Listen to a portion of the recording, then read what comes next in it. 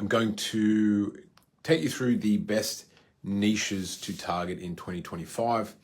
What are the most profitable, what are the best, what are the hardest ones to get work, which ones you should stay away from, and the ones if you, don't follow this proven process, you're going to struggle to get the results that you deserve, even though you might be putting in the work and the time. Now, first and foremost, you should have heard about niches, whatever you want to pronounce them.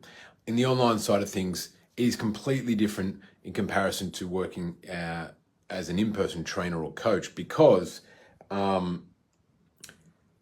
is the difference between marketing locally and marketing nationally or globally. And what I mean by that is when you're working at a gym or a location, a facility, whatever it might be, we're all used to just working with anyone and everyone that walks in the facility or the leads that are around it or whatever it might be. And it's because you only have the capacity to work with clients and prospects that are in a small circle of being able to drive to the location you are. So it's what's called local area marketing, right? So you have a very small pool of prospects, and in addition, you only have, there's so many gyms and facilities out there, but take this with a grain of salt. Like if you do a radius of a 30-minute drive of where your facility is, that's the prospect kind of pool that you can fish from. And there's only going to be so many other gyms and facilities in that location as well. And so imagine if you had a gym and you opened up and it was a gym only for mums over 40 who need help losing weight, postmenopausal, right?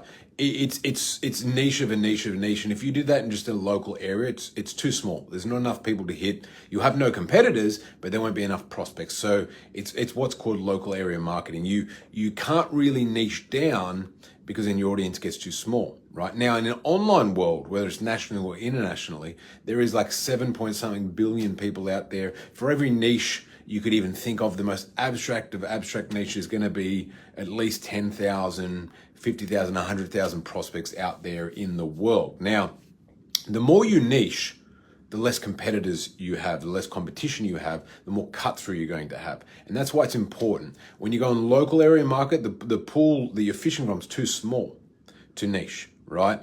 So when you go on a global scale, you don't want to compete with every personal trainer, online fitness coach in the world. You want to narrow down, pick a small pocket. And if you're charging the right prices, let's say, for example, $500 a month per client, and you want to make $10,000 a month, then it's 20 active clients, right? So you don't need thousands and thousands of people. You want to narrow down to a certain niche, right? Narrow down your competition and speak directly to that one. Now, the best niches that are working right now in 2025 are common to what's been working in the last couple of years, but probably becoming a little bit more necessary to come down to a sub-niche level. Now, a couple of years ago, people used to be able to go, I work with women over 40, right, for example. And that's a niche. Now, a sub-niche would be women over 40 who are looking to get back into their pre-baby weight, or women over 40 who want to lift and get stronger, right? So is a niche and then a sub-niche of that. And because, once again, it is such a big market out there, it allows you to come down one extra level, have less competition, and really eat everybody's lunch while you're at it in terms of all your other competition who aren't doing these levels. So sub-niche of a niche is really what I'm going to see as a forecast for 2025, a key aspect to where people are going to have the most success. Less competition, more cut through, and be able to charge higher prices because they're not getting price shopped and looking like a commodity trainer, right? Now, the other common things that ring true are anything above about 23 up to about 60 is the age brackets that you want to be playing within. Now, that does not mean that you want to go that whole range, right? You want to think life cycles. So, for example, and these are just rules of thumbs, take them plus or minus 10%. But someone that's like 23 to 28 will be in a different life cycle to someone that's like 30 to 40.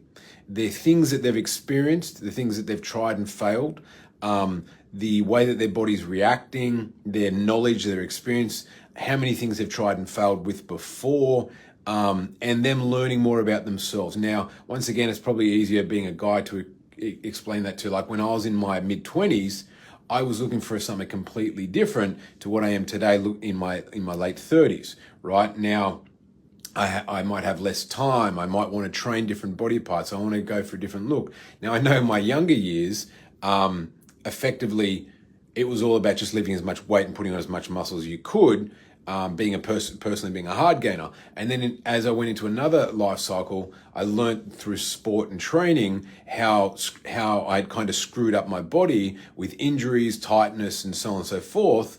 And I went through a phase where I was trying to get back, reduce neck pain, back pain, shoulder pain, locked up shoulder, through to just doing too much bench pressing, whatever it might be. And so I got more into like a prehab mobility phase. So as you can see, and then once again, once you have family, and then probably the one where later category where your testosterone continues to drop, or maybe, you're looking for a partner, or, you recently divorced or whatever it might be. There's different stage cycles. So it's not just the number, right? It is the stage cycles and what that person's looking for and what they're not looking for. And that's what attracts your prospects, your ideal clients, and repels those that you don't want. So be very clear on what they are. Openly speak about them, speak to those pieces, and you will attract the right people that you're looking for and wanting to work with in 2025. So hopefully that helps narrow that down a little bit more for you, and I guess my projections for 2025 and what's going to see trainers rise and really crush it, the ones that are doing it in the right way. Cheers.